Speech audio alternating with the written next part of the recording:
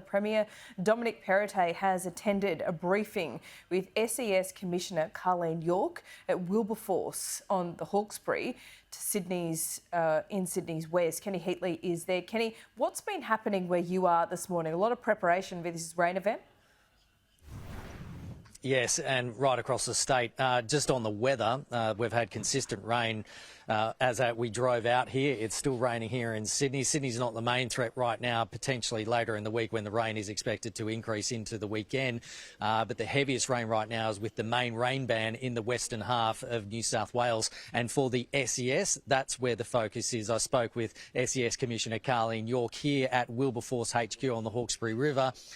She was here with the Premier giving a briefing.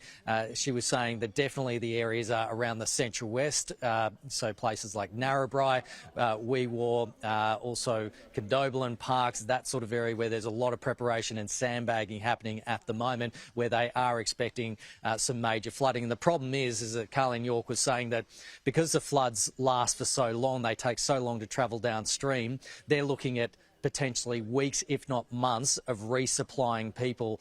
So definitely a long haul in western areas of New South Wales. Here's more of what the Commissioner had to say. The community members are coming in and getting sandbags, particularly in that central western part of New South Wales. Western part of New South Wales has been in floods for a year, so they know what it's all about. They're preparing with this now weather forecast for these two events coming through.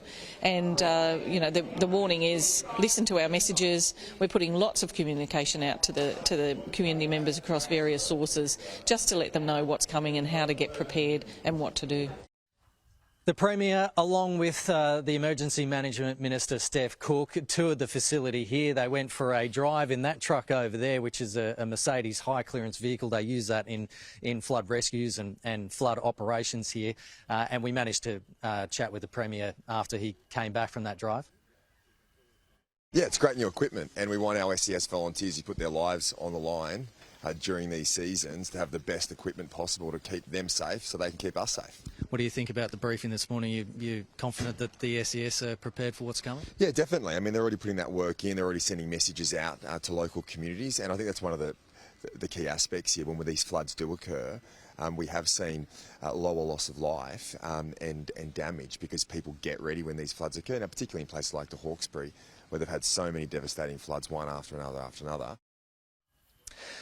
Back in July, when we had major flooding in the Hawkesbury, Wilberforce, where we are at the moment, was cut off. There's a minor threat of flooding at the moment, so there's a flood watch for minor flooding later in the weekend. So the focus is not really here at the moment. But, Laura, if you talk to the SES crews here at Hawkesbury HQ, you know, they are tired after multiple flood events. So hopefully Sydney dodges a bit of a bullet later on. But the focus right now is definitely central parts of the state.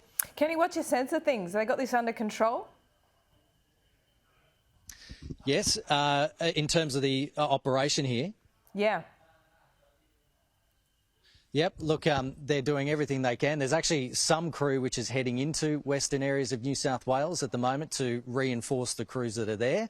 But as the Commissioner was saying, you know, the main operations at the moment are sandbagging. They also spoke about there was a medical evac flood rescue that happened at Narrabri in the past 24 hours. And so they're just hoping that they won't get too much of that because that's a drain on resources as well. But the main message is there's school holiday traffic too. And they're just imploring people to, you know, to make sure you know that your route is clear and to be careful on the roads because that's going to be a significant problem as well. Yeah, really good point, Kenny. Thanks so much. We'll check in soon.